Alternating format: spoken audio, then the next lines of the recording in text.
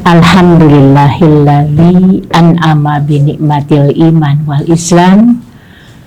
Asyhadu an la ilaha illallah wahdahu la syarikalah wa asyhadu anna Muhammadan abduhu wa rasuluh alladzi la nabiyya ba'da. Puji serta syukur kita panjatkan kehadirat Allah Subhanahu wa taala yang telah memberikan nikmat iman Islam sehat pada saat ini, alhamdulillah, sekalipun dalam situasi wabah seperti ini, alhamdulillah masih diberikan kesehatan. Dan pemirsa Persis TV, alhamdulillah bertemu lagi, dan insya Allah bahasan kali ini adalah tentang tanggung jawab orang tua terhadap anak. Orang tua yaitu ibu, bapak, baik secara biologis ataupun secara sosial, yang punya tanggung jawab dalam mendidik anak. Kalau anak yaitu amanah yang diberikan Allah kepada orang tua dan akan dipertanggungjawabkan di hadapannya. Begitu juga anak merupakan tempat orang tua mencurahkan kasih sayang. Anak juga merupakan investasi masa depan bagi kepentingan orang tua. Oleh karena itu, orang tua harus memelihara, membina, menyantuni, mendidik agar anak-anaknya bisa tumbuh dengan baik. Dan hubungan orang tua dengan anak bisa dilihat dari 3 hal. Yang pertama, hubungan tanggung jawab. Yang kedua, hubungan kasih sayang. Yang ketiga, hubungan masa depan. Hubungan tanggung jawab. Anak adalah amanah yang dititipkan Allah kepada orang tua untuk dipelihara, dirawat, dididik, dibina sebaik-baiknya. Orang tua bertugas memimpin anak-anaknya dalam kehidupan di dunia dan harus dipertanggungjawabkan di hadapan Allah Subhanahu wa taala. Kullukum ra'in wa kullukum mas'ulun an ra'iyatihi. Setiap kamu adalah pemimpin dan setiap kamu bertanggung jawab atas apa yang terhadap apa yang dipimpinnya. Yang kedua, hubungan kasih sayang. Anak adalah tempat orang tua mencurahkan kasih sayang. Setiap orang tua pasti menginginkan mempunyai anak. Sekalipun sudah bergelimang harta, tapi tetap menginginkan hadirnya seorang anak. Bahkan apabila satu keluarga yang baru menikah beberapa tahun belum dikaruniai anak, maka dia akan berusaha maksimal, diperiksakan ke dokter, mudah-mudahan dia akan memperoleh anak tersebut. Di antaranya di sini kan, keinginan untuk mendapatkan anak itu adalah upaya yang sangat keras, diusahakan sekali agar ada generasi yang akan datang yang akan meneruskan keluarga tersebut. Yang ketiganya adalah hubungan masa depan. Anak adalah investasi masa depan di akhirat bagi orang tua. Anak yang soleh yang selalu mengalirkan pahala bagi kedua orang tua. Idza matal insan in qata'a amaluhu illa min talatin. Shadaqatin jariyatin wa ilmin yuntafa'u bihi wa waladin sholihin yad'u lahu.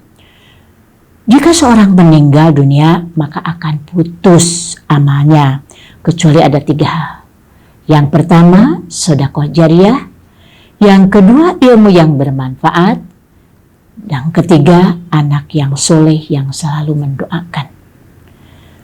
3 Tiga hal tersebut betapa pentingnya pembinaan dari orang tua untuk anak-anaknya supaya menjaga kualitas manusia di masa yang akan datang. Jadi kalau tadi ada sedekah jariyah, berarti itu dilakukan semasa hidupnya. Ada ilmu yang bermanfaat, dicari, diamalkan, ya.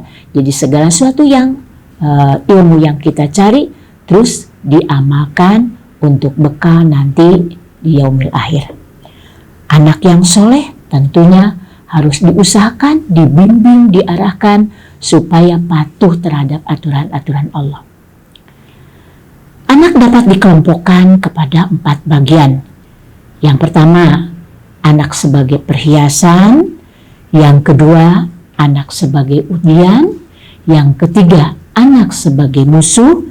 Yang keempat, anak qurrata a'yun atau anak sebagai cahaya mata yang selalu menjadi dambaan dari semua orang. Anak merupakan perhiasan seperti yang tercantum di dalam Quran surat Al-Kahfi ayat 46. A'udzubillahi minasyaitonirrajim. Al-malu wal banun zinatul hayatid dunya wal baqiyatus sholihatu khairun inda rabbika thawaban wa khairun amala. Harta dan anak adalah perhiasan kehidupan dunia. Tetapi amal-amal yang kekal dan soleh adalah lebih baik pahalanya di sisi Allah serta lebih baik untuk dijadikan harapan. Suami istri belum lengkap rasanya kalau belum punya anak. Anak berfungsi sebagai perhiasan bagi rumah tangga seseorang. Dan biasanya merupakan pembinaan pendidikan orang tua tersebut. Akhirnya anak tidak lebih hanya sebagai pajangan yang secara fisik bisa dibanggakan, tapi kualitasnya sama sekali mengecewakan. Jadi tidak sampai pendidikan agama kepada anaknya. Seperti katakanlah kalau kita misalnya lahir, punya anak, lahir, kita senang dengan dia bisa senyum, dia mulai bisa berkata dengan bahasa yang masih belum sempurna, masih terbata-bata, tapi kita senang. Bahkan ketika anak sudah mulai bisa berdiri, terus dia terjatuh, untuk setiap langkahnya, melangkah kaki, dia terjatuh, tapi orang tuanya senang. Jadi itu masih secara fisik yang kita banggakan. Jadi apakah anak itu akan terus bisa dibanggakan seandainya tidak dibimbing dengan agama? Tentu akan tidak. Gitu ya. Tidak akan bisa kita banggakan ketika anak tersebut tidak dibimbing dengan agama. Yang kedua adalah anak sebagai ujian. Jadi tadi yang pertama adalah sebagai perhiasan hidup, yang kedua adalah menjadi ujian. Seperti di dalam Quran surat Al-Anfal ayat 28. Wa'lamu annama amwalukum wa auladukum fitnah wa annallaha indahu ajrun azim. Dan ketahuilah bahwa hartamu dan anak-anakmu hanyalah sebagai cobaan, dan sesungguhnya di sisi Allah lah pahala yang besar. Orang tua diuji dengan kehadiran anak. Apakah kehadiran anak tersebut dapat melalaikan orang tua? Apakah semakin dekat dengan Allah? Seandainya dengan kehadiran anak itu orang tua menjadi jauh dengan aturan Allah, maka itu adalah ujian bagi orang tua. Yang biasanya anak tersebut sudah didamba-dambakan kehadirannya, Tapi ketika sudah hadir, justru akan jauh dengan Allah Subhanahu wa Ta'ala. Jadi di sini fitnah anak bisa menyengsarakan orang tua, dan bahkan lebih jauhnya bisa mencemarkan nama baik orang tua. Yang lebih parahnya lagi adalah anak sebagai musuh. Jadi sangat bertentangan. Ini terdapat di dalam Quran surat At-Taghabun ayat 14. Ya ayyuhalladzina amanu inna min azwajikum wa auladikum aduwwan lakum fahdharuhum. Hai orang-orang yang beriman, sesungguhnya di antara istrimu dan anak-anakmu ada yang menjadi musuh bagimu. Maka berhati-hatilah kamu terhadap mereka. Jadi kadang pasangan kita bertentangan dengan kita. Kadang istri bertentangan dengan suami. Bahkan mengajak, memerintahkan, meminta hal-hal yang bertentangan dengan aturan Allah Subhanahu wa Ta'ala.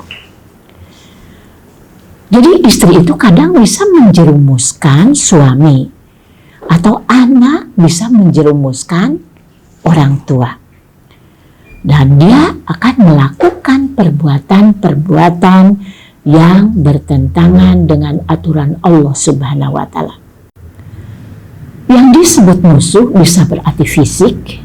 Tidak sedikit sekarang orang tua yang membunuh sampai mampu membunuh. Anak sampai mampu membunuh orang tua. Itu berarti secara fisik. Juga secara ide, pemahaman, cita-cita, aktivitas. Sementara orang tua selalu amar ma'ruf nahi munkar, tapi justru anaknya menentang aturan Allah dengan terang-terangan. Nah ini, jadi ini harus dihindari. Bahkan yang sebaiknya kita arahkan dari awal supaya tidak terjadi seperti ini. Yang keempat adalah anak sebagai cahaya mata atau qurrata a'yun. Nah ini adalah ketika kita mempunyai anak seperti ini adalah sumber kasih sayang ya.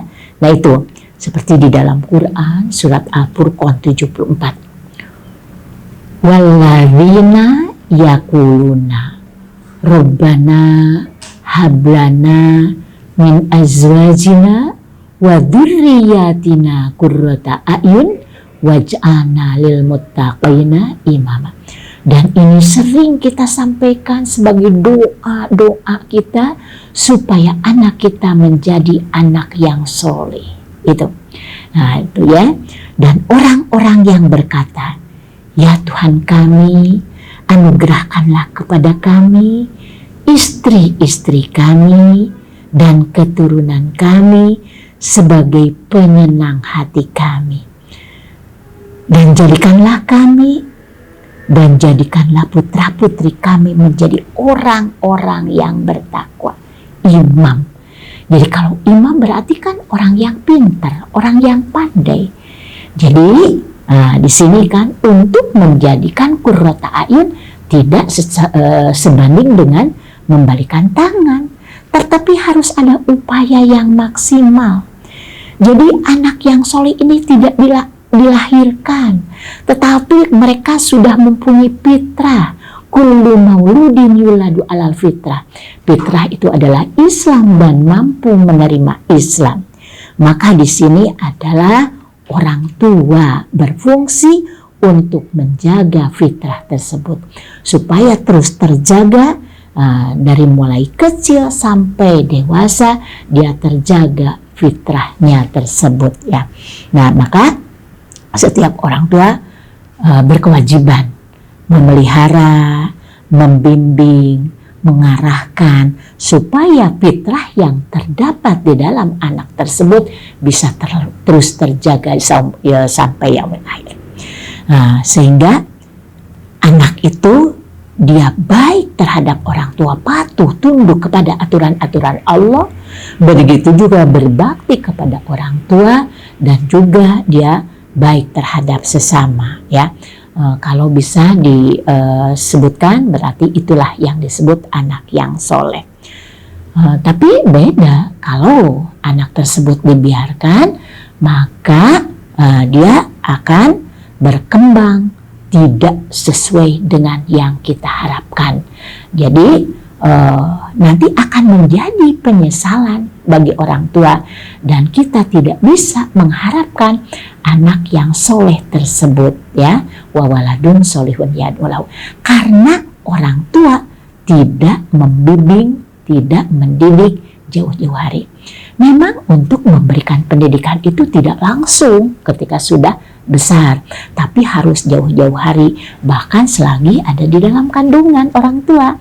Sudah lahir, diperkenalkan kepada anak-anak kita seperti zikir subhanallah, alhamdulillah, Allahu akbar.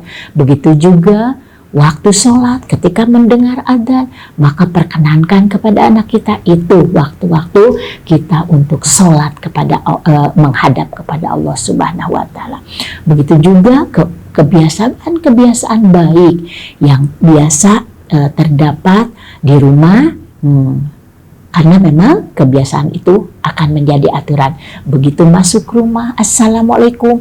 Begitu memulai makan, selain dari mencuci tangan, membaca bismillah, setelahnya membaca alhamdulillah, dan banyak lagi kebiasaan-kebiasaan untuk menjadikan anak tersebut menjadi soleh. Barangkali itu saja materi yang kita bahas untuk hari ini. Mudah-mudahan bermanfaat. Rabbana hablana min azwajina wa dzurriyyatina qurrata a'yun waj'alna lil muttaqina imama. Aqulu qouli hadza wa astaghfirullaha li wa lakum. Wassalamualaikum warahmatullahi wabarakatuh.